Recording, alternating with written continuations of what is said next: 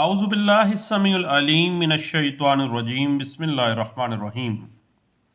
आज सुबह नमाज फ़ज्र में सूरह मुज़म्मिल मैंने सुनी, जिसमें अल्लाह ताला फरमाते हैं पहले रुकू में कि या नबी सल्लल्लाहु अलैहि वसल्लम, आप रात को नमाज में खड़े होकर आधी रात या उससे कम या उससे थोड़ा ज़्यादा बढ़ा दो और कुरान को खूब ठहर ठहर कर पढ़ो। हम तुम पर एक भारी कलाम नाजिल करने वाले हैं। अल्लाह फरमाते हैं कि रात का उठना नफ्स को काबू करने के लिए बहुत कारआमद और ठीक पढ़ने के लिए बहुत मौजूद है। और अल्लाह के नाम का जिक्र किया करो और सिर्फ अल्लाह ही के हो रह जाओ। वो अल्लाह मशरिक व मगरिब का मालिक है, इसके सिवा कोई इला नहीं। उसी अल्लाह को कारसाज बना लो, उसी पर भरोसा करो। फिर अल्लाह फरमाते हैं कि हमने मोहम्मद सल्लल्लाहु अलैहि वसल्लम को रसूल बनाकर भेजा, जैसे फ़िरऔन की तरफ मूसा अलैहिस्सलाम को भेजा था, और फ़िरऔन ने नाफरमानी की और बुरी तरह तबाह हो गया। अब अगर तुमने हमारे रसूल सल्लल्लाहु अलैहि वसल्लम को ना माना, कुरान पर अमल ना किया, तो अजाब से कैसे बच सकोगे। याद रखो, क़यामत हक है और हमने नसीहत भिजवा दी है। अब जो चाहे इस राह को इख्तियार कर ले। सूरतुल मुज़म्मिल के दूसरे रुकू में अल्लाह फरमाते हैं कि महबूब, हम देख रहे हैं कि आप सल्लल्लाहु अलैहि वसल्लम और आप सल्लल्लाहु अलैहि वसल्लम के साथी कभी आधी रात, कभी 2/3 रात के करीब नमाज में खड़े होते। तो फरमाया कि रात के तवील हिस्से तक क़याम की बजाय जितना आसानी से तलावत कर सकते हैं कर लिया करें, क्योंकि तुम लोग बीमार भी होते हो, रोज़ी भी तलाश करनी होती है, जहाद में भी शरीक होना होता है। अलबत्ता नमाज कायम रखो, ज़कात अदा करते रहो और ख़ालिस नीयत के साथ कुछ गुरबा और मसाकीन पर खर्च करते रहो और इस्तग़फ़ार करते रहो। बेशक अल्लाह बख्शने वाला है। वाखिरु दावाना अनिल हम्दुलिल्लाहि रब्बिल आलमीन। बेशक मेरे रब का कलाम सच्चा है। बात लिमिटेशन एक्ट 1908 के मुख्तलिफ पर्सपेक्टिव के हवाले से हम कर रहे थे। बात जा ठहरी condonation of delay on sufficient cause application and appeals cases में हमें इनसे सामना करना पड़ता है, और लिमिटेशन एक्ट 1908 की सेक्शन 5 जो है वो इस हवाले से हमें गाइडलाइंस फ्राहम कर रही है और वाज़ेह कर रही है अपनी बात। आपको पता है कि लिमिटेशन एक्ट के तहत ज़रूरी है कि हर एप्लीकेशन या अपील मुकर्रर मियाद के अंदर दायर की जाए, लेकिन अदालत जो है उसके पास पार है कि वो सफिशेंट काज की वजह से, सफिशेंट काज की मौजूदगी में डिलेड इंस्टीट्यूट की गई, ताख़ीर से दायर की गई जो दरखास्तें हैं, जो अपील्स हैं, उनको भी इंटरटेन कर सकती है। इस हवाले से 2012 CMR पेज 377, PLD 2002 सुप्रीम कोर्ट पेज 3630, और इसकी बुनियादी जो इंटरप्रिटेशन आपको मिलेगी 1975 CMR पेज 304 में आपको मिलेगी, और इसको रिविजिट 2002 में इसी केस लॉ को रिविजिट किया गया 2002 CMR पेज 738 में, और इसी बात को इंटरप्रेट करती है 2012 CLC page 903, NLR 2005 civil digest page 350, 1994 CMR page 960 और 2012 CLC पेज 945, और 1990 SCMR पेज 1621 है, और 2011 की एक लैंडमार्क जजमेंट है जो अपील्स चली जाती हैं मुख्तलिफ क्रिमिनल रिलेटेड मामलात में। उस हवाले से 2011 PCRLJ पेज 200 है, और PLD 1986 सुप्रीम कोर्ट पेज 169, और 2000 SCMR पेज 1889, 1995 SCMR पेज 584 और 1986 SCMR page 487, 2012 CLD page 802, 2011 CLC page 598 और 1985 SCMR पेज 1305 और 2002 SCMR पेज 343 में इसी नुक्ते को बड़े अच्छे अंदाज से इंटरप्रेट किया गया था। अब साहिब बात थोड़ी सी आगे चलती है कि सफिशिएंट काज क्या होती है। सफिशिएंट काज ये है कि कोई भी ऐसी वजह जिसको अदालत मुकदमे के हालात वाक़यात के मुताबिक दुरुस्त और मुनासिब करार दे। अदालत की अपनी डिस्क्रिशन पर छोड़ दिया गया कि अदालत मुनासिब समझती है उस मुकदमे के हालात वाक़यात के मुताबिक उस सफिशिएंट काज को दुरुस्त, तो ठीक है, लेकिन ये सफिशिएंट काज ऐसी होनी चाहिए जो कि फरीकैन के इख्तियार से बाहर हो, यानी इमिनेंट हो, कोई उसको चीज़ टाल नहीं सकती हो। फरीकैन जो है इसमें इंडोलेंट ना हो, इसमें वो जानबूझ के डिले ना कर रहे हों, खुद जाके घर ना बैठ गए हों। इस हवाले से 2003 SCMR पेज 1334 और 2012 CLD पेज 996, 2012 CLD पेज है 1112 और 2012 PTD पेज है 176 और 2000 SCMR पेज 937 और 1999 SCMR पेज 2353, 1994 SCMR पेज 560 और 1999 SCMR पेज 2353 और 2012 CLC पेज 1133 जो है ये हमें इस बात की इंटरप्रिटेशन देती है। मसलन अब सफिशिएंट काज की एक अगर हम देखना चाहें कि ये बुनियादी तौर पर ऐसी वजह जिसको अदालत मुकदमे के हालात वाक़यात के मुताबिक मुनासिब समझ लेती है। मसलन कोई वकील ये उज़र बयान करता है कि सफिशिएंट काज का उज़र क्या ले रहा है कि मुकर्रा दिन वो बीमार था या किसी दूसरे अहम सिलसिले में वो शहर से बाहर था। अब ये सफिशिएंट काज है या नहीं, पार्टी के तख्तियार में ही नहीं है, वकील साहब बीमार पड़ गए थे। अब इस हवाले से अगर आप मजीद कुछ देखना चाहें, मजीद इलस्ट्रेशंस के साथ इसकी इलुब्रेशन चाहें, इंटरप्रिटेशन चाहें, तो आपको 2012 MLD पेज 657 और PLJ 2000 लाहौर हाईकोर्ट पेज 1093 में और 1999 SCMR पेज 1049 और NLR 2005 civil page 379, 2012 MLD page 1069 और PLD 2011 supreme court of Pakistan page 676 में, 2004 CLC पेज 1202 में और 1990 MLD पेज है 211 और 2000 SCMR पेज 1642 और 2012 CLC पेज 1172 और 1995 SCMR पेज 1655 और PLD 2011 लाहौर हाईकोर्ट पेज 599 में इस बात को इंटरप्रेट किया गया और 1991 SCMR पेज 2293 में और PLD 1993 कोयटा हाईकोर्ट पेज 88 और PLJ 2000 लाहौर हाईकोर्ट पेज 958 और 2000 SCMR पेज 1891 और 2011 है CLC पेज है 355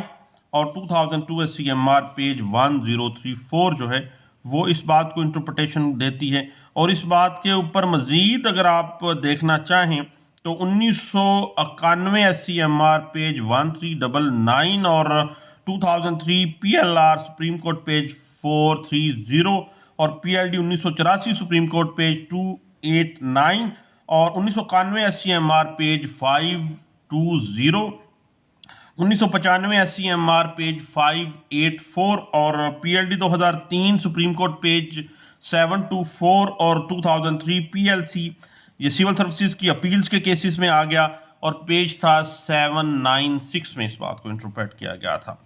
लेकिन दोस्तों अब मजीद इस पे अगर हम जानना चाहें कि section 5 condonation of delay for applications and appeals के अंदर सेक्शन 5 में क्या मामला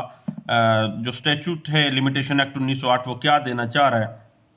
तो इजी सी बात है कि सेक्शन 5 के अंदर ये कहा गया है कि सफिशिएंट काज की मौजूदगी में अदालत ताखीर से दायर की गई एप्लीकेशंस अपील्स वगैरह को काबिल समाअत ठहराती हैं और मुकर्रा मुद्दत के अंदर दायरी को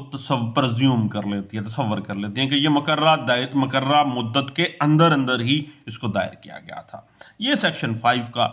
जो है वो क्रक्स है, जो खुलासा है। इसकी मजीद इंटरप्रटेशन आपको PLJ 2000 लाहौर हाईकोर्ट पेज 884 में, 2012 MLD पेज 1121 और 2002 SCMR पेज 1903 और 2001 PLR पिशावर हाईकोर्ट पेज 138 में, और 2011 MLD पेज 266 और 2011 CLC पेज 1265 और 2011 CLD पेज 1721। 2003 की एक बड़ी लैंडमार्क जजमेंट है और इसमें इस बात को बड़े अच्छे अंदाज से जो है वो डिस्कस किया गया और इसको वाजे किया गया कि भाई सफिशेंट काज जो है वो अदालत को बड़ी कीनली देखनी चाहिए कि क्या पार्टीज का कोई इख्तियार था या नहीं था। इस बात को इंटरप्रेट किया गया PLD 2003 सुप्रीम कोर्ट पेज 6 to 8, PLD 1985 सुप्रीम कोर्ट पेज 3 to 4 और 1998 SCMR पेज 1921, 2000 SCMR पेज 706 और PLJ 2003 पिशावर हाईकोर्ट पेज 1 और 1998 SCMR पेज 785 और 2012 CLD पेज 194 और 2011 CLC पेज 418, 2011 CLC पेज 598 और 1998 SCMR पेज 2732 में इस बात को इंटरप्रेट किया गया। और इंग्रेडिएंट्स ऑफ सेक्शन 5 में यानी अपील भी आ गई, नजरसानी भी आ गई और इनका एप्लीकेशन का जो दायरी है वो मुकर्रर तारीख के बाद आ जाती है। सफिशेंट काज उसमें डिस्कस हो जाता है और उसमें कंडोनेशन ऑफ डिले की डिस्कशन के हवाले से आप देखिएगा PLD 2003 सुप्रीम कोर्ट page 6 to 8, 1981 SCMR page 37, PLJ 2000 Quetta high court page 53, 2011 CLC page 553, 2002 SCMR page 343 और 2003 SCMR पेज 604 और 1995 SCMR पेज 584 है और 2012 YLR पेज 1294 में इस बात को इंटरप्रेट किया गया और 2000 SCMR पेज 1227 और PLJ 2000 supreme court of Azad Jammu and Kashmir का बड़ी लैंडमार्क जजमेंट है और बड़ी भारी भरकम है जनाब, पेज है 325 में इसको इंटरप्रेट किया गया और 1996 SCMR पेज 1864 में और 2012 CLC पेज है 1165 में इस बात को इंटरप्रेट किया गया। उसके अलावा 2002 SCMR पेज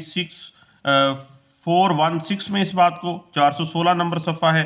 और 1990 SCMR पेज 1059 में इस बात को इंटरप्रेट किया गया और इस पे मजीद बड़े अच्छे अंदाज से केसला जो कंपाइल किया NLR 2005 सिविल डाइजेस्ट पेज 350 और 1998 SCMR पेज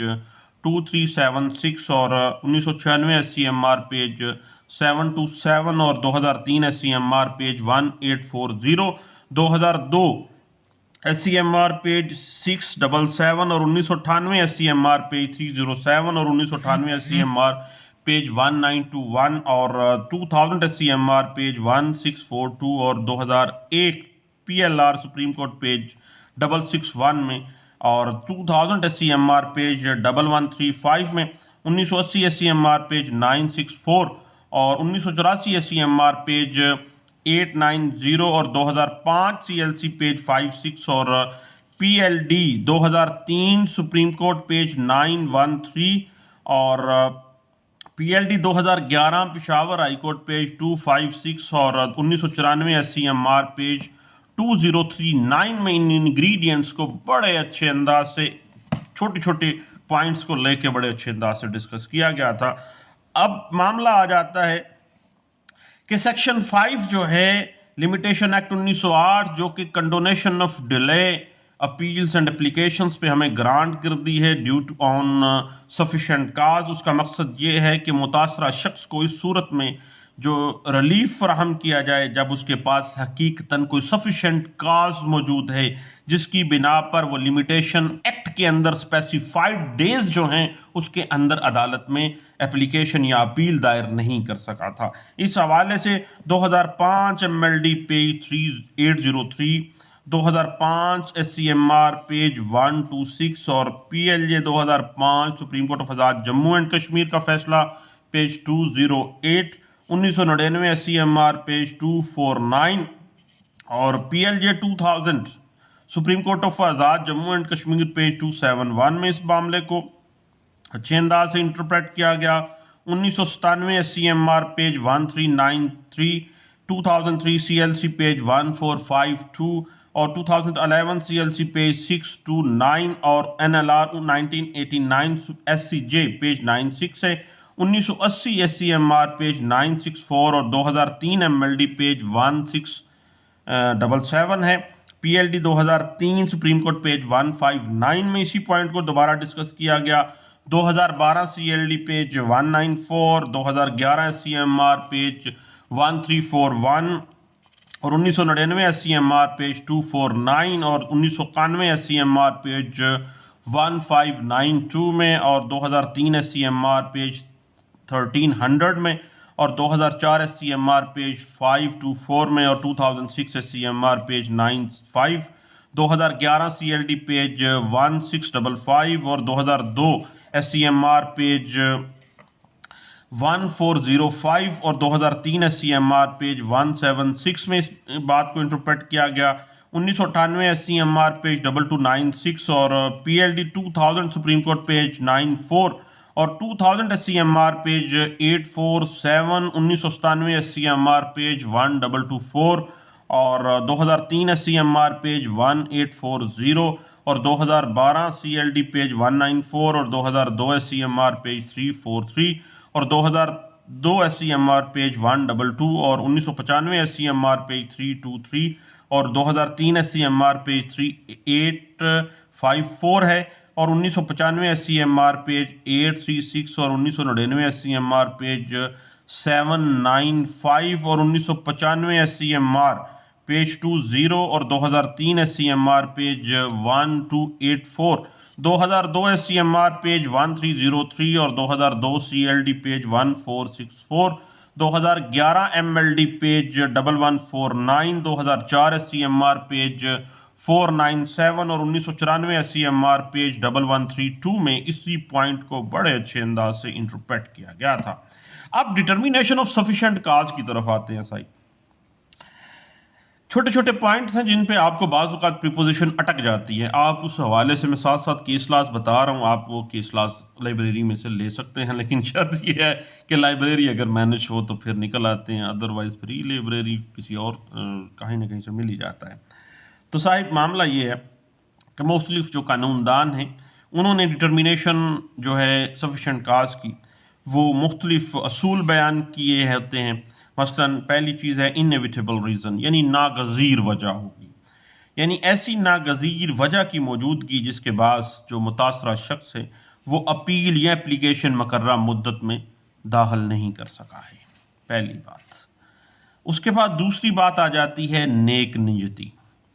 मुतासरा शख्स अपील या एप्लीकेशन दायर करने में बड़ा नेक नीयत था, लेकिन हालात ऐसे थे कि वो दायर नहीं कर सकता, मुकर्रर मुद्दत के अंदर नहीं कर सका था, लेकिन बद नीयत नहीं था, नेक नीयत था। पहली चीज़ क्या थी? इनएविटेबल एविडेंस, नागज़ीर वजूहात थी, उसकी इख्तियार में नहीं थी। दूसरी बात आ जाती है नेक नीयत था वो बंदा। तीसरी बात आ जाती है केयर, कि मुतासरा शख्स ने अपील या एप्लीकेशन दायर करने में एहतियात से काम लिया, लेकिन इसके बावजूद वो उसमें कामयाब ना हो सका। यानी बड़ी उन्होंने कोशिश तो बड़ी की थी, लेकिन वो उसको बेचारा नहीं अब पढ़ सका अदालत में इन टाइम। इस हवाले से 2011 MLD पेज 266 और 2004 SCMR पेज 836 और PLD 1993 कोयटा हाईकोर्ट पेज 88 है। 1991 SCMR पेज 1792 और 2002 PLC सिविल सर्विसेज की अपील्स का केस था, पेज 526 में इस बात को इंटरप्रेट किया गया। 2000 CLD पेज 1424 और 2011 PLC page 768, 2002 SCMR page 1540, 2011 CLC page 629 और 1992 SCMR पेज है 124 और 2003 SCMR पेज है 83 और PLD 2006 लाहौर हाईकोर्ट पेज 26 में और 1996 SCMR पेज 20 और PLJ 2000 Karachi high court page 159 में इस नुक्ते को बड़े अच्छे अंदाज से उठाया गया। और NLR 2005 सिविल डाइजेस्ट पेज 386 में इस नुक्ते को उठाया गया। PLD 2012 Lahore high court page 204 में इसको इंटरप्रेट किया गया। 1997 CLC पेज 1859 इस हवाले से हमें गाइडलाइन फ्राहम कर देती है। और PLJ 2000 Peshawar high court page 46 और 2000 SCMR पेज 1227 है। 2005 YLR पेज 347, 2000 SCMR पेज 1227 और PLD 2012 supreme court of Pakistan page 400 पे इस बात को इंटरप्रेट किया गया। और उसके बाद 2012 MLD पेज 1006 में और 1982 SCMR page 160, 2000 SCMR page 1628, 2002 SCMR page 82 में इस पॉइंट को डिस्कस किया गया। और PLJ 2005 supreme court of Pakistan page 1002 में इस बात को डिस्कस किया गया। 2003 PLR Peshawar high court page 726 और 2002 SCMR पेज 343 और PLD 1977 की बुनियाद बना के इसको दोबारा 2019 तक इस केस लॉ को रिविजिट किया जाता रहा है। सफिशेंट जो रीज़न है उसकी मुख्तलिफ जो प्रिंसिपल्स ड्रा किए गए थे कि ये पहली बात तो ये है कि नागज़ीर हालात थे, पार्टी के इख्तियार में नहीं था, नेक नीयत थी पार्टी और एहतियात के साथ बेचारे ने कोशिश बड़ी की लेकिन कामयाब नहीं हो सका इन टाइम आने के लिए। इस बात को 2002 SCMR पेज 343 और हाँ वो 1970 वाला जो केस है जब मैं हुआ था उस वक्त 10 अप्रैल 77 मेरी डेट ऑफ बर्थ है। PLD 1977 सुप्रीम कोर्ट पेज 102 में इस बात को इंटरप्रेट किया लेकिन मैं उस वक्त पैदा हो चुका था तब ये केस लॉ जो है वो PLD में छपा था, तो कुछ माह का ही होगा। अच्छा, उसके बाद फिर बात चलती है PLD 2011 supreme court of Pakistan match है 174 और PLD 2011 पेशावर हाई कोर्ट की लैंडमार्क जजमेंट 256 में। 1999 SCMR पेज 2353 और 2012 CLC पेज 556 में इस बात को इंटरप्रेट किया गया। 2012 CLC पेज 175, 2012 CLC का 175 के अलावा 2011 CLC पेज 1473 में 2011 CLC 1473 PLD 2012 सुप्रीम कोर्ट 400 में भी ये असूल बयान किए गए। 2011 MLD पेज 1564 और 1983 SCMR पेज 1239 में। 2012 SCMR पेज 377 में और 2012 CLC पेज 1165 और 2011 YLR 763 और 1981 SCMR पेज 37 जो है ये बार बार रिविजिट की जा रही है। ये इतनी कमाल किस्म की लैंडमार्क जजमेंट है। उसके बाद 2012 MLD पेज 1006 और 2005 YLR पेज 1096 में इस बात को इंटरप्रेट किया गया। आगे जनाब बात आ जाती है कि सफिशिएंट काज का सबूत किसने देना है। सफिशिएंट काज को साबित करने के लिए कोई मखसूस रूल एंड रेगुलेशंस तो मुतय्यन नहीं किए गए, अलबत्ता प्रिंसिपल्स ड्रा किए गए थे कुछ जो मुख्तलिफ जूरिस्ट ने मुख्तलिफ औकात में मुख्तलिफ केस लॉस में जो बड़े बड़े कानूनदान बैठे हैं हमारे जजेस की सूरत में, अल्लाह उनको मज़ीद तौफीक दे अच्छे अच्छे काम करने की। तो वाज़ेह हो जाता है कि सफिशिएंट काज का प्रूफ करना के लिए कोई स्पेसिफिक रूल एंड रेगुलेशंस जो हैं वो डिटरमिन नहीं किए गए हैं, बल्कि मुकदमे के हालात व वाक़यात को मद्देनज़र रखते हुए अदालत जो है जिसके सामने वो बात खुली है वो इस बात का तयन करेगी कि आया जो बयान की गई सफिशिएंट रीज़न है, सफिशिएंट काज है, वो सफिशिएंट भी है, मुनासिब भी है, रीज़नेबल भी है कि नहीं है। ये अदालत का इख्तियार है कि वो डिटरमिन करेगी। इस हवाले से 2002 SCMR पेज जी भाई बात चलती है आगे। 2002 SCMR पेज 122 है। PLD 1999 सुप्रीम कोर्ट पेज 35, 1995 SCMR पेज 1655 और 1998 SCMR पेज 307 और पीएलडी 2002 सुप्रीम कोर्ट पेज 84 और 1992 एससीएमआर पेज 424 और 1987 पीएससी पेज है 489, 2001 एससीएमआर पेज 1429 और 2002 PLR supreme court of Pakistan page 463 और 2005 सीएलसी पेज 103 और 2005 वाईएलआर पेज 341 और इसके ऊपर मज़ीद अगर आप देखना चाहें तो सामने बात आ जाती है 2002 एससीएमआर पेज 1004 में और पीएलडी 2000 सुप्रीम कोर्ट पेज 94 और 2003 सीएलसी पेज है 1245 में इसी नुक्ते को बड़े अच्छे अंदाज से इंटरप्रेट किया गया था कि ये अदालत की अपने ऊपर डिटरमिन करना बनता है, वो किसी और की मरहून मिन्नत नहीं है, पार्टीज़ की वो हालात व वाक़यात के मुताबिक डिटरमिन करेगी। आगे बात चलते हैं कि सफिशेंट काज जो है सुप्रीरियर कोर्ट्स के किन किन केसेस के ऊपर बेस करती है। उस हवाले से अगर हम सबसे पहले चलें ना तो all India reporter Bombay LR page है 1296 में जो है सफिशेंट काज के ऊपर ना हमें काफ़ी हद तक जो एक ऐसा केस ला था 1925 में ये डिस्कस किया गया था पाकिस्तान बनने से पहले और जो आज तक जो है मुख्तलिफ केस लास में रिविज़िट किया जाता है और इसको सेटल्ड कर दिया गया कि सेटल्ड केस ला का दर्जा मिल गया इसको। इस पर वाज़ेह किया गया कि अगर तातीलात जो होती हैं, छुट्टियां होती हैं, उनके दौरान अदालत के दफातर खुले हों, एक जज अफसर या क्लर्क अपीलों को एप्लीकेशंस को वसूल करने के लिए बैठा है तो ये नहीं कहा जा सकता कि अदालत बंद है और तमाम जो अपील्स हैं, जो एप्लीकेशंस हैं जिनकी मियाद उन तातीलात के उन छुट्टियों के दौरानिए में ख़त्म हो रही है, उससे बेशतर के मियाद हकीकी तौर पर ख़त्म हो, उस मामला इस तरह का है कि जज बैठा है, ऑफिस खुले हैं तो फिर आप दायर कर दें और लगवा लें, किसी ड्यूटी वाले के पास लग जाएगी। और उसके बाद ये 1925 से आज तक रिविज़िट किया जाता है और पिछले दिनों लाहौर हाई कोर्ट में जस्टिस अहमद नईम साहब के पास एक बड़ी अच्छी जो है वो और उसके बाद समीउल्लाह के पास पिछले दिनों मैंने देखा कि इसी पॉइंट के ऊपर जो है वो फैसलाबाद से आए हुए एक वकील साहब ने यही लैंडमार्क जजमेंट का हवाला दिया और फिर उसी की बुनियाद बना के उन्होंने बहस शुरू की थी। उसके बाद पीएलडी 1972 एक सेटल्ड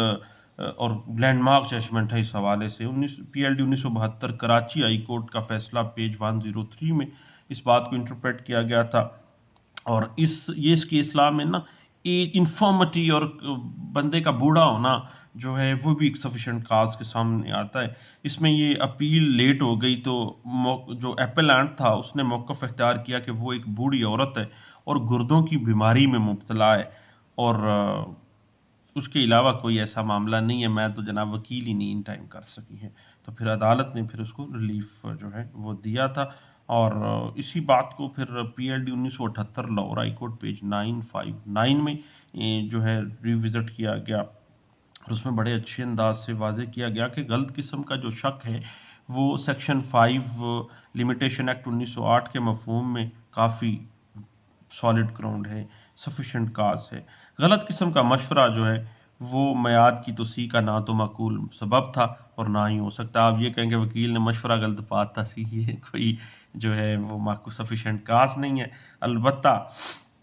कोई जो है कोई शक था जहन में तो फिर तो कोई सफिशेंट काज आपको साबित करना पड़ेगा, otherwise you will have to suffer और आप इन टाइम जो है वो नहीं आए हैं। इस हवाले से अगर आप मज़ीद देखना चाहें तो पीएलडी 2000 सुप्रीम कोर्ट पेज 94 और 1999 एससीएमआर पेज 2353 में और 1992 एससीएमआर पेज 424 में और 1995 एससीएमआर पेज 584 और 1992 एससीएमआर पेज 424 में इस बात को इंटरप्रेट किया गया। 2001 एससीएमआर पेज 286 में और 1999 एससीएमआर पेज 1049 और 1991 एससीएमआर पेज 520 में इसी बात को और 2002 एससीएमआर पेज 343 में इस बात को इंटरप्रेट किया गया था। उसके बाद सफिशेंट काज होता क्या है? सफिशेंट काज वही है जनाब कि जिसको पार्टी ने तो बहुत कोशिश की है कि वो मुकदमे जो है in time application they they, in time जो है वो अपील दायर कर दे, लेकिन कुछ नागज़ीर वजूहात की बिना पर वो डिले हो गया है। और यानी मुकदमे के हालात वाक़यात के मुताबिक अदालत उसको देखेगी और करार देगी कि ये जो सफिशेंट काज पेश कर रही है पार्टी, वो उसके इख्तियार में नहीं थी, ये इनएविटेबल थी, नेक नीयत के साथ ये बंदा आया है और केयर के साथ आया है, लेकिन ये बंदा जो है बेचारा डिले हो गया है, तो सफिशेंट काज पे अदालत जो है उसको रिलीफ दे सकती है। इस बात को 2002 SCMR पेज 343 में और 2009 SCMR पेज 1622 में और 2007 SCMR पेज 449 और 2005 SCMR पेज 609 और 2003 SCMR पेज 1334 में और 2000 SCMR पेज 1227 और 1997 SCMR पेज 1158 है और 1995 SCMR पेज 546 और 1994 SCMR पेज 560 में इस बात को इंटरप्रेट किया गया था। और याद रखिएगा कि जो सफिशेंट काज के ऊपर जो भी मामला आएगा वो मेरिट के ऊपर डिस्कस किया जाएगा। मसलन अगर अपील करिंदा या जो पटिशनर है एप्लीकेशन देना चाहता था, अगर वो इस कदर बीमार हो गया है कि वो चल फिर नहीं सकता, ना ही अपने वकील को कोई हदायत दे सकता था, गुर्दों की बीमारी में था या हार्ट अटैक हो गया था या इस तरह का मामला हो गया था, तो फिर ये एक सफिशेंट जो है वो काज के तौर पे इसको समझा जाएगा। उसके बाद अगर जो है मुतल्लिका शख्स कानून से इग्नोरेंट था, लाइल्मी में वो जो हकायक उसके जहन में आ गए और वो बेचारा लाइल्मी में ही भटकता रहा, कभी इधर कभी उधर, और वो इन टाइम नहीं आ सका है, उसको पता ही नहीं चल सका है कि उसको मामलात का ही पता नहीं चल रहा, उसको आर्डर का ही पता नहीं चल सका है, तो फिर ये भी एक माकूल वजह के तौर पे लिया जा सकता है। उसके बाद फिर अगर वकील से गैर अरादी तौर पर कोई गलती सरजद हो जाए तो इस चीज़ को देखा जाएगा क्या उस वकील ने मुकम्मल एहतियात से काम लिया है, तो फिर उसको भी सफिशेंट काज, मसलन वकील बीमार था, वकील हज पे चला गया, वकील दूसरे शहर में केस लड़ने चला गया, सफिशेंट काज आ गई है। उसके बाद वकील के क्लर्क की गलती से कोई अगर हो जाए मामला तो वो भी मुकदमे पर असरअंदाज होती है, और इससे गैर अरादी तौर पर अगर वो साबित हो जाता है कि जनाब वो चाहते नहीं थे लेकिन वो गैर अरादी तौर पर सरजद हुई है, तो जज के पास इख्तियार है कि उसको भी सफिशेंट काज जो है वो समझ सकता है। मिस्टेक ऑफ फैक्ट की बात आ जाती है कि अगर फ्रीकैन से कोई वाकयाती गलती हो जाती है, जैसे नाम गलत लिख दिया जाए, पता गलत लिख दिया जाए, कोई खसरा नंबर गलत लिख दिया गया, कोई ऐसी गलती हो गई है, तो इस सूरत में भी लिमिटेशन के अंदर जो है वो एक्सटेंशन हो जाती है, क्योंकि उसके इख्तियार में नहीं था, गैर इरादी तौर पे वो सारा कुछ हुआ है। उसके बाद अगर कोई शख्स फ़र्ज़ करें कैद में था, तो लिमिटेशन में सफिशेंट काज तो आ गई कि वो बंदा ही जेल में था, बेचारे ने करना क्या था, उसके पीछे अपील करने वाला कोई नहीं था। उसके बाद फिर अगर वकालतनामे के अंदर बाज़ औक़ात गलतियाँ हो जाती हैं कि अगर वकालतनामे में गलती रह जाए और ऐसी गलती कतई सूरत इरादतन नहीं थी, तो ये भी एक सफिशेंट काज हो सकती है कि वो कंडोनेशन ऑफ डिले जो है वो कर लिया जाए। असल में मामला ये है, नेग्लिजेंस विदाउट इंटेंशन होनी चाहिए, जो भी गलती है वो इरादतन नहीं थी। उसके बाद बाज़ औक़ात मुल्क की हालात ठीक नहीं होते हैं, मसलन पिछले साल की बात है, जेल में जाने का अपील दायर करनी थी, लास्ट डे था। अब वो दिन ही जो था वो ऐसा था कि जगह जगह पे ब्लॉकेड थी, जगह जगह पे वो डंडे सोटे चल रहे थे, तो तहरीक वालों ने जनाब हर जगह पे मामला किया हुआ था। हत्ता कि मैं सुबह मोटरसाइकिल पे निकला, रास्ते में ही रह गया, नहीं पहुंच सका था। खैर, मुल्क की हालात का ठीक ना होना जो है वो भी फिर सफिशेंट काज के ज़ुमरे में आ गया, और जो बाकायदा तौर पर जज साहब ने फिर दूसरी बात नहीं की, उसने कहा कि ठीक है, मुल्क की हालात अगर ठीक ना हो तो ये भी चूँकि इनएविटेबल था, आपने कोशिश की लेकिन नहीं पहुँच सके हैं, तो फिर भी कंडोनेशन ऑफ डिले जो है वो ग्रांट कर दी गई और एक्सटेंशन ऑफ टाइम दे दी गई। उसके बाद वकील बीमार हो जाता है तो फिर भी ऐसे ही है, और बाज़ औक़ात पार्टीज़ फ्रॉड भी करती हैं। मसलन जो जिस पार्टी के हक़ में फ़ैसला आता है वो एपेलांट को फ्रॉड के ज़रिए रोक के रखता है, तो ये भी एक सफिशिएंट रीज़न है। अगर आपने वो फ्रॉड साबित कर दिया है अदालत में, तो फिर ये चीज़ जो है वो एक काफ़ी हद तक माकूल वजह हो सकती है। इस हवाले से आप 2009 SCMR पेज 747 और 1998 SCMR पेज 2318, 1996 SCMR पेज 920 को, और 2005 SCMR page 335, 2002 SCMR page 1405, PLD 2003 सुप्रीम कोर्ट पेज 823 और 2002 SCMR पेज 343 और 1995 SCMR पेज 20 और 1997 SCMR पेज 1393 और 2002 SCMR पेज 416, 2008 SCMR पेज 1611 और 2008 CLD पेज 1202 और 2007 SCMR page 1560, 2006 SCMR page 95, 2008 SCMR page 54 जो इस हवाले से हमें गाइडलाइंस फराहम करता है। और इस बात पे अगर आप मज़ीद देखना चाहें कि इनएविटेबिलिटी क्या है, नागज़ीर हालात किस तरह से होते हैं, तो इस हवाले से आपको जो है वो काफ़ी हद तक हेल्प आउट मिल जाएगी। 2003 SCMR पेज 1300 है, 2003 SCMR पेज 1840 और 1997 SCMR पेज 976 और PLD 2005 है सुप्रीम कोर्ट पेज 153, 2003 SCMR पेज 1560 में इस बात को इंटरप्रेट किया गया और 1991 SCMR पेज 2293 में इस बात को इंटरप्रेट किया गया था। जी साहिब, आगे हम अगर बात करें कि कौन सी हम लोग बाज़ औक़ात ऐसे मामलात को देखते हैं कि वो सफिशेंट काज में नहीं फ़ाल करते। मसलन इरादतन कोई लापरवाही करता है, वकील को तब्दील कर लेता है, वकील मौक्कल को सही मालूमात देता है लेकिन वो खुद इरादतन जो है वो चल देता है। वो बीमारी का एक बंदा स्टैंस लेता है लेकिन वो साबित नहीं कर पाता कि बीमारी उसको थी, वो कुछ ऐसी शहादत आ जाती है तो उसकी पार्टी की तरफ से कि ये बंदा बिल्कुल फिट था और फलां जगह पर घूम फिर रहा था। और ignorance of law is no excuse, आपको पता है, लेकिन अगर आपने ये स्टैंस लेना है तो फिर उसमें साबित बड़ा औखा है, बहुत मुश्किल से ये होता है, बल्कि नहीं होता ये।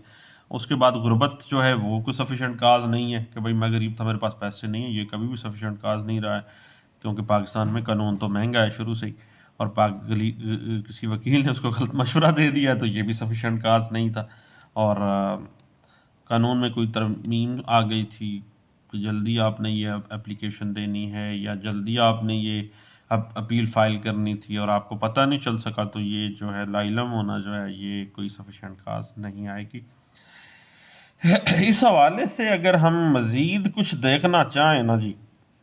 तो PLD 2003 सुप्रीम कोर्ट पेज 913 को ज़रूर देखिए, 1990 SCMR पेज 768 को, और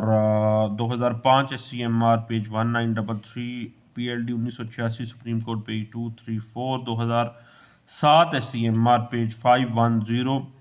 2005 SCMR page 975, 2002 SCMR page 144, 2002 SCMR page 416, 2007 SCMR page 866, 2006 SCMR page 1248, 2003 SCMR page 841 और 2003 SCMR पेज 83 में इसी पॉइंट को बड़े अच्छे अंदाज से इंटरप्रेट किया गया। और अगर आप देखें दोस्तों, अगर आप इग्नोरेंस ऑफ लॉ को साबित करना चाहते हैं जो कि सफिशेंट कास्ट के ज़ुमरे में नहीं आता है, तो इसकी अगर टेक्निकलिटीज़ को देखना है ना, तो आप 1981 SCMR पेज 37 को, 1980 SCMR page 964, 1984 SCMR page 890, 1985 SCMR page 1003, 1980 SCMR page 701, PLD 2003 सुप्रीम कोर्ट पेज 628 और PLD 2007 सुप्रीम कोर्ट पेज 362 को, और PLD 2009 सुप्रीम कोर्ट पेज 183 को आप जो है ज़रूर देखिएगा। और अगर इम्प्लीटमेंट ऑफ पार्टी का इशू आ जाता है 2010 SCMR पेज 822 और को ज़रूर आप देखिएगा। और अगर लैशिस का मामला आ जाता है, ताख़ीर में कोई लापरवाही वगैरह का मामला आपने करना है, तो लेकिन आपने तो साबित करना है कि आप बड़ी केयर के साथ आए हैं। इस हवाले से 2005 SCMR पेज 126 और 1996 SCMR पेज 1425 PLD। उसके बाद इस बात को इंटरप्रेट किया गया था 2001 SCMR पेज 286 में और 1991 SCMR पेज 1592 में। उसके बाद फिर अगर हम सेक्शन 5 की एप्लीकेशन को देखें तो आपको पता है ये सूट्स पे अप्लाई नहीं होती है कभी भी ना। इसको सूट्स पे तो आपको पता है कि अलग से सेक्शन 3 और 4 आपको मिल जाती है, लेकिन सेक्शन 5 जो है ये हमेशा एप्लीकेशन और अपील्स के ऊपर जो है ये अप्लाई होती है। यानी एप्लीकेशन इन टाइम नहीं दी गई, अपील इन टाइम नहीं दी गई है, तो फिर ये सेक्शन 5 हम कहते हैं कंडोनेशन ऑफ डिले सेक्शन 5 में आप चले जाएं सफिशेंट कास्ट है। उसके बाद बाज़ ऐसी सूरत हाल होती है जिसमें सेक्शन 5 जो है वो अप्लाई नहीं होती है। मसलन अगर कोई लोकल एंड स्पेशल लॉ है और किसी लोकल एंड स्पेशल लॉ में दी गई जो मियाद है वो लिमिटेशन एक्ट के अंदर दी गई मियाद से मुख्तलिफ है, तो फिर सेक्शन 5 अप्लाई नहीं होती है। इस हवाले से आपको 2007 SCMR page 510, 2001 SCMR page 286, 1983 SCMR page 1239, 2007 SCMR page 373 और PLD 1982 सुप्रीम कोर्ट पेज 88 जो है वो इस बात को बड़े अच्छे अंदाज से इंटरप्रेट कर देती है। और उसके बाद अगर मिस्टेक ऑफ कोर्ट और इट्स ऑफिसर्स कोई मामला आ जाता है जिसकी वजह से डिले हो गया मामला, तो फिर उस पर आप सफिशेंट काज प्रूव करना चाहते हैं तो PLD 1982 सुप्रीम कोर्ट पेज 88 को, NLR 1989 SCJ पेज 96 और PLD 2006 सुप्रीम कोर्ट पेज 214 और 2006 SCMR पेज 504 आपको हेल्प आउट करता है। और PLD 2007 सुप्रीम कोर्ट पेज 582 जो है वो भी आपको इस हवाले से इंटरप्रिटेशन दे देता है। और अगर मामला मिस्टेक ऑफ फैक्ट और लॉ पे आ जाए तो फिर आप 1980 SCMR पेज 964 और PLD 2003 सुप्रीम कोर्ट पेज 930 और 2002 SCMR पेज 738 और उसके बाद इस पे लैंडमार्क जजमेंट अगर आप मज़ीद कुछ देखना चाहें तो PLD 1998 सुप्रीम कोर्ट पेज 64 में इस बात को इंटरप्रेट हो जाती है। और नेग्लिजेंस ऑफ पार्टी जो है उसको अगर आपने डिस्कस करना है कि पार्टी जो है वो नेग्लिजेंट नहीं है तो law favour diligent litigant and not negligent जो है वो जो घर जाके बैठ जाते हैं, जो लापरवाह लोग हैं उनकी कोई हेल्प नहीं की जाती है। इस हवाले से 2007 SCMR पेज 1560 और 2006 SCMR पेज 95 और 2009 SCMR पेज 1435 जो है वो आपको काफ़ी हद तक जो है हेल्प आउट कर देती है। उसके बाद याद रखिएगा कि मुस्लिम फैमिली लॉ ऑर्डिनेंस के तहत जो भी अपील्स आती हैं या एप्लीकेशंस आती हैं उनके ऊपर सेक्शन 5 अप्लाई नहीं होती है। उसके बाद लैंड रेवेन्यू एक्ट 1967 की अगर आप बात कहें तो कोई भी एप्लीकेशन या अपील जो कि लैंड रेवेन्यू एक्ट 1967 के ज़ुमरे में आती है वो अगर ज़ेर समात है तो इस पर सेक्शन 5 कंडोनेशन ऑफ डिले के ऊपर सफिशेंट काज में नहीं बल्कि अपना तरीक़ाकार है उनका। उसके बाद बात चली जाती है डिस्क्रिशनरी पावर है सेक्शन 5 में कि जो भी मामला होगा वो आपको पता है कि सेक्शन 5 जो है लिमिटेशन अदालतों को कंडोनेशन ऑफ डिले के हवाले से सफिशेंट काज को डिटरमिन करने के लिए स्वाबदीदी डिस्क्रिशनरी पावर्स ग्रांट कर रही है। अगर तारीख की वजूहात, अगर डिले करने की जो सफिशेंट काज है देन और अदालत इत्मीनान हासिल कर लेती है कि ताख़ीर की वजूहात वाकई मुनासिब है, पार्टी के इख्तियार में नहीं था और मुतासरा पार्टी के कंट्रोल में नहीं था, बेचारे बड़ी ट्राई की लेकिन नहीं आ सका, तो अदालत जो है वो कंडोन कर देगी उसके डिले को। और एक्सटेंड कर देगी उसकी टाइम को। और लेकिन इसके लिए ज़रूरी है कि एप्लीकेशन के साथ साथ आप जब भी सेक्शन 5 की कंडोनेशन ऑफ डिले में जाएं, एप्लीकेशन के साथ जो अपील देनी है तो एप्लीकेशन दें, एप्लीकेशन देने का कंडोनेशन दे दें। तो वो लाजमी तौर पर सफिशेंट काज आपको लिखनी पड़ेगी, प्रूव करनी पड़ेगी, और फिर अदालत जो है ऐसी एप्लीकेशन पर गौर करेगी। तो फिर दोस्तों बात चलती चलती कहाँ से कहाँ होती लिमिटेशन एक्ट 1908 के गिर्द घूमती हुई सेक्शन 5 तक कभी पहुंची है। तो अगर आपको पता ही है लिमिटेशन एक्ट के अंदर तो हर दावा, एप्लीकेशन, अपील, सत्ता का रिव्यू, रिवीजन, हर चीज़ की लिमिटेशन मुकर्रर है। दावों के लिए सेक्शन 5 तो आनी नहीं है भाई, लिमिटेशन के लिए आपको लहदा से जो सेक्शन 3 से लेके ना सेक्शन जो 3-4 को आप देख लीजिएगा। और दावा जात तो इन टाइम आपने देने हैं, अदरवाइज़ वो डिसमिसल में जा सकते हैं और डिसमिस हो जाते हैं। लेकिन सेक्शन 5 कहती है कि अगर सफिशेंट काज होगी तो फिर अदालत जो है एप्लीकेशंस में और अपील्स में कंडोन कर देगी, उसकी लिमिटेशन को कंडोनेशन ऑफ डिले कर देगी और मियाद समात जो है, टाइम जो है वो एक्सटेंड कर देगी। दोस्तों दवाओं में मुझे याद रखिएगा और लिमिटेशन एक्ट 1908 की डिफरेंट पर्सपेक्टिव केस लॉज की रोशनी में, क्योंकि ये बड़ी टेक्निकल सा